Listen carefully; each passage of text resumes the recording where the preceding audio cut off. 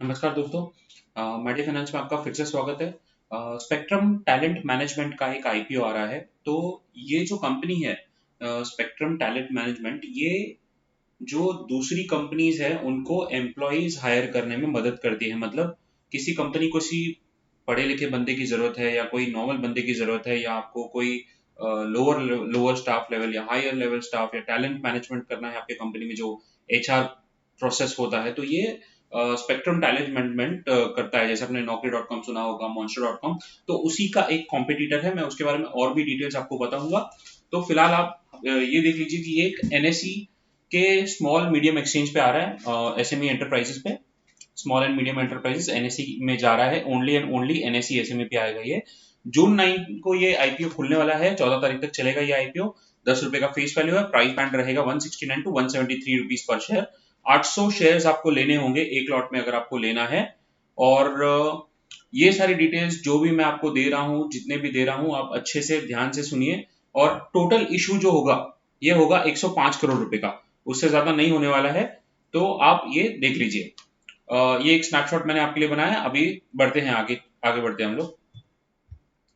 Issue क्यों कर रहे हैं, ये पैसा क्यों जाती है कंपनी? पहले तो वर्किंग कैपिटल रिक्वायरमेंट। तो वर्किंग कैपिटल रिक्वायरमेंट सिंपल है, हमको धंधा चलाना है, हमने जो स्टाफ रखा हुआ उसके सैलरीज देने हैं, रेंट देने हैं घर के, कंपनीज के जो ऑफिस स्पेस हायर किया है। उसके बाद आपको बहुत सारे और भी खर्चे होते हैं जो वर्किंग कैपिटल में आते हैं, पेटी कैश और वगैरह वगैरह। कंपनी ने ये भी कहा है, मैनेजमेंट ने, ये हमने आरएचपी से लिया हुआ है, डीआरएचपी आरएचपी जो भी फाइल किया था ऑफिशियल एक्सचेंज या सेबी की तरफ से, वो उसका लिंक मैंने और कंपनी की वेबसाइट का भी डिटेल्स मैंने आपको डिस्क्रिप्शन में दे दिया है। तो ये जो पैसा ये लोग रेज कर रहे हैं, ये हो सकता है इसी लाइन में कोई और भी कंपनीज ये लोग अक्वायर करें, तो इसके लिए भी पैसा आ सकता है। जनरल कॉर्पोरेट पर्पसेस, मतलब जो एक एक फंड होता है जो कंपनी आईपीओ के पैसों से अपने हिसाब से यूज कर सकता है, कोई ऑब्लिगेशन नहीं है उसके। और ऑफर के एक्सपेंसेस, तो ऑफर एक्सपेंसेस में क्या आएगा? जैसे हमने आईपीओ रेज करने, हमने पैसा रेज करना है 100 करोड़ का, तो उसके लिए जो खर्चा हुआ है, वो खर्चा भी ये लोग इसी से फंड करेंगे, ये पैसे से। तो चलिए आगे बढ़ते हैं दोस्तों। फाइनेंशियल्स की तरफ चलते हैं हम लोग। देखिए, 2020 में मार्च में इनका जो अमाउंट था, 40 करोड़ के असेट्स थे। देखिए, अमाउंट इन लैक्स है, तो ये 40 करोड़ हो गया। रेवेन्यू था इनका 323 करोड़। 6 करोड़ का इन्होंने प्रॉफिट बनाया था, और नेटवर्थ था इनका 15 करोड़ का। रिजर्व एंड सरप्लस 10 करोड़ का, और 4 करोड़ का टोटल बोरोइंग था। तो अभी आज की डेट में जो 31 दिसंबर को इनका लेटेस्ट फाइलिंग्स आया है, उनके हिसाब से 86 करोड़ का असेट्स है इनके पास। तो 40 से सीधा 86 हो गया, जो कि डबल हो गया, अच्छी बात है ये।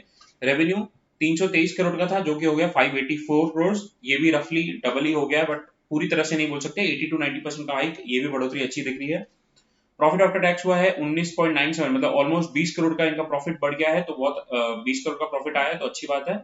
और नेटवर्थ इनका जो पहले 15 करोड़ था, वो अभी 50 करोड़ के आसपास आ गया। तो आप देख सकते हैं 48 करोड़ का अमाउंट यहाँ पे देखने मिल रहा है, 48 करोड़ का। रिजर्व एंड सरप्लस जो इनके पास 10 करोड़ थे, वो अभी 30 करोड़ हो गया। तो ये दो तीन गुना, दो गुना हो गया ऑलमोस्ट। तो आप देख सकते हो। टोटल बोरिंग इनका 4 करोड़ था, अभी इनका बोरिंग घट के हो गया 2 करोड़। तो कंपनी के लिए बहुत अच्छी बात है, ये पॉजिटिव की तरफ जा रही है। तो ऐसे देखने में तो आईपीओ अच्छा लग रहा है, बट मैं आपको कोई भी सजेशन नहीं कर रहा हूँ आईपीओ में इन्वेस्ट करो या नहीं करो। आपके लीगल फाइनेंशियल एडवाइजर्स, आपको जिससे सलाह लेनी है, आप अपने हिसाब से कॉल लें। ये जस्ट एक एजुकेशन पर्पस के लिए वीडियो बनाया है मैंने।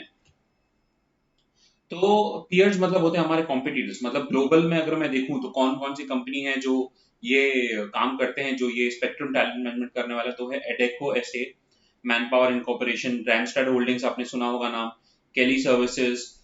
ये सब ग्लोबल प्लेयर्स हैं जो भी ग्लोबल मार्केट्स में है, जो इंडियन लिस्टेड नहीं है। इंडियन लिस्टेड में है क्वेस्ट कॉर्प, जो Naukri.com चलाता है। टीम लीज सर्विसेज है। First meridian business services limited, ये भी यही काम करते हैं। तो ये थोड़े कुछ नाम हमने आरएचपी से लिए हैं, तो आपको मैंने सोचा शेयर कर दूं इसमें। और एक जस्ट एक समराइज की, ये कभी कभी हो सकता है टेंटेटिव डेट्स हमारे पास आ गई हैं आईपीओ की। तो 9 तारीख को आईपीओ खुल रहा है, क्लोजिंग है 14 तारीख का इसका। अलॉटमेंट आपको आ जाएगा 19 तारीख तक। अगर अलॉटमेंट नहीं हो रहा है तो रिफंड्स, आपको जो पैसा आपने ब्लॉक करवाया था बैंक में, वो 20 तारीख तक छूट जाएगा। और अगर आपके पास शेयर्स अलॉट होते हैं 19 तारीख को, तो डीमैट में आपको दिखेंगे 21 जून को। तो ये आप देख लीजिए, और लिस्टिंग होगा 22 तारीख को। तो ये एक स्नैपशॉट समरी आप देख लीजिए। आपके दिमाग में थोड़ा आपका फंड्स अरेंजमेंट वगैरह जैसा करना होगा, आप देख सकते हैं आपके हिसाब से, अगर आपको अप्लाई करना हो तो। ये हमने कुछ मैनेजमेंट की डिटेल्स वगैरह दी है। तो Mister Vidur Gupta and Mister Siddharth Agarwal, ये दोनों ही को फाउंडर हैं इस कंपनी के लिए, मतलब जो स्पेक्ट्रम टैलेंट मैनेजमेंट आईपीओ ला रहे हैं, जो यही दोनों फाउंडर्स है। तो आप देख सकते हैं इनका एजुकेशन कितना अच्छा है, क्या बैकग्राउंड है, ये सारी डिटेल्स मैंने लिंक में नीचे दी हुई है। और अगर आपको कुछ ऐसा पढ़ना भी है तो आप पढ़ भी सकते हो इनके, इन्होंने कहाँ से एमबीए किया है, क्या क्या इनके पास और एक्सपीरियंस है, कितने साल का एक्सपीरियंस है, कहाँ काम किया है, वो सारी डिटेल्स मैंने इस वीडियो में दे दी है। थैंक यू सो मच दोस्तों, प्लीज लाइक और सब्सक्राइब कीजिए हमारे चैनल को।